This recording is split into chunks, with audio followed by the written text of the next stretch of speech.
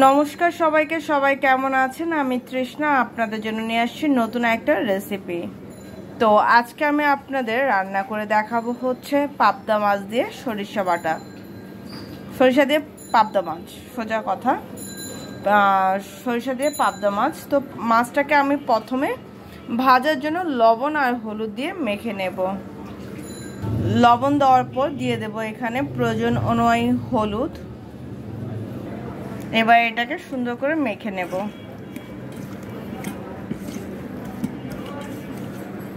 তো তোমরা যদি চাও তো এখানে একটু লঙ্কা বাটাও দিতে পারো।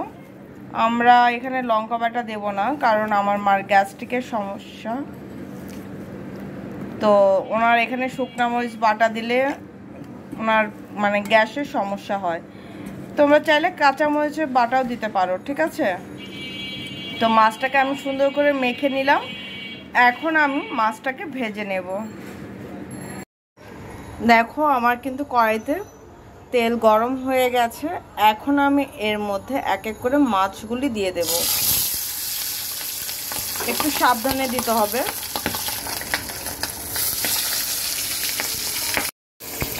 মাছটাকে খুব সুন্দর করে আমি এখন ভেজে নেব। তো মাছটা ভাজা হোক, তারপর তোমাদের সাথে শেয়ার করছি।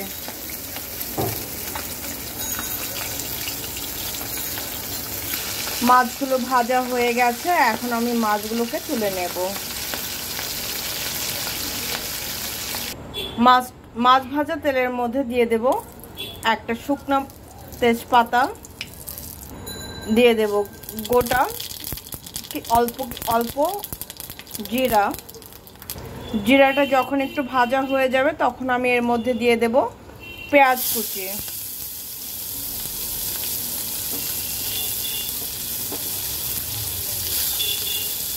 পেঁয়াজটাকে আমি একটু হালকা ভেজে নেব। এর মধ্যে আমি দিয়ে দেব কাঁচা মরিচ,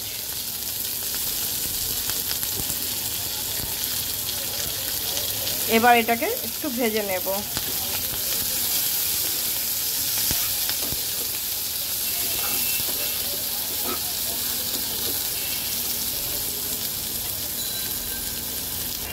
দিয়ে দেব 1 টেবিল চামচ পেঁয়াজ বাটা, দিয়ে দেবো 1 টেবিল চামচ আদা বাটা। এবার এটাকেও সুন্দর করে কষাবো। আগে পেঁয়াজ আদা সব কিছু ভাজা হোক সুন্দর করে, তারপর এর মধ্যে আমি এক এক করে মশলাগুলো দিয়ে দেব।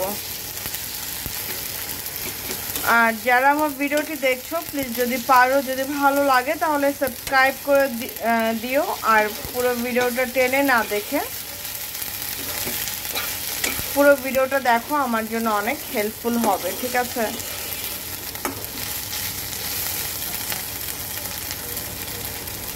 যখন আমার মশলাটা হালকা ভাজা হয়ে যাবে তখন আমি এর মধ্যে দিয়ে দেব স্বাদ অনুযায়ী লবণ, দিয়ে দেব 1 চামচ হলুদ, দিয়ে দেব 1 চামচ ধনিয়া গুঁড়া, দিয়ে দেব 1 চামচ জিরার গুঁড়া। এইবার এই মশলাটাকে খুব সুন্দর করে আস্তে ধীরে কষাতে হবে। তো এখন আমি এটাকে আবার ঢেকে দেব, একটু ভাজা ভাজা হোক।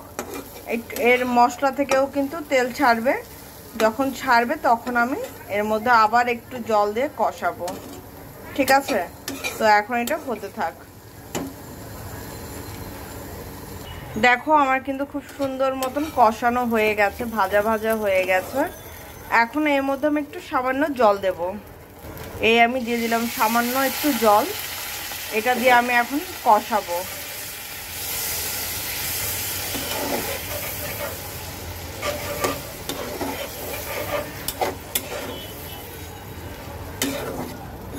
কষানোটা কিন্তু পুরোটা নিজের মধ্যে, যত সুন্দর করে কষাবেন তত রান্না কিন্তু স্বাদ হবে।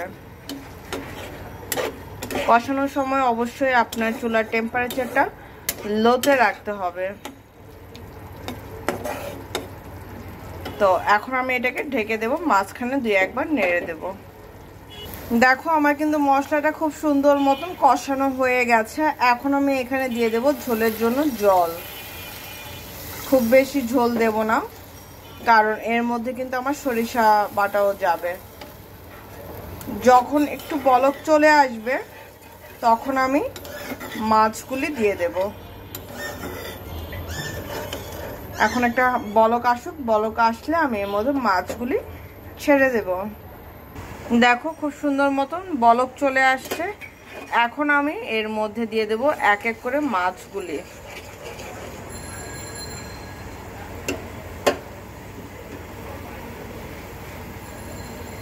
আমি মাছগুলি দিয়ে দেব।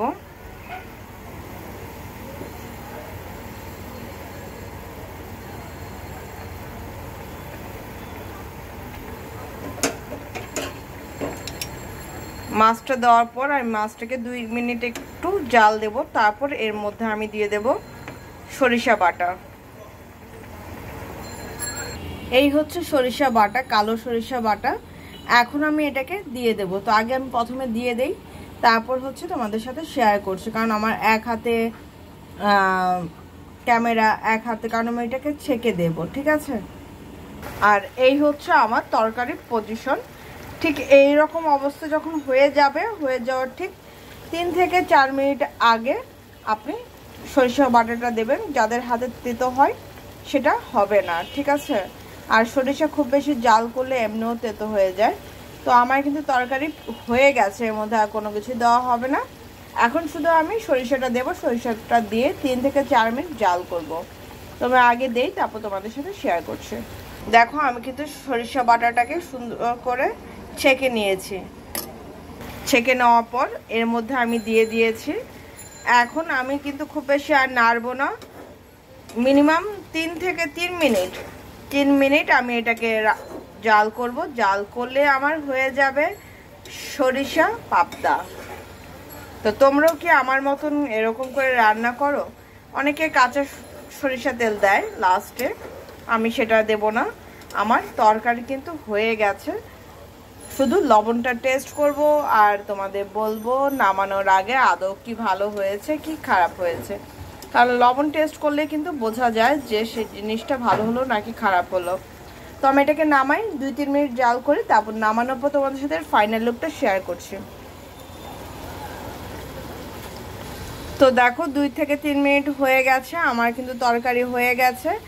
এখন আমি এটাকে নামিয়ে নেব। তো নামানোর পর তোমাদের সাথে ফাইনাল লুকটা শেয়ার করছি যে আদৌ কেমন হয়েছে। আর খেতে কিন্তু পুরো পারফেক্ট।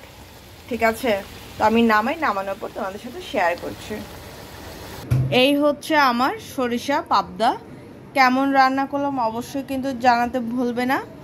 আর যারা যারা এইভাবে রান্না করনি, প্লিজ একবার হলো রান্না করে দেখো, খুব ভালো লাগবে। ঠিক আছে। তো সবাই ভালো থেকো, সুস্থ থেকো, আমার জন্য মন ভরে আশীর্বাদ করো, আর তোমাদের জন্য যেন নিত্য নতুন ভিডিও দিতে পারি। ঠিক আছে। টাটা।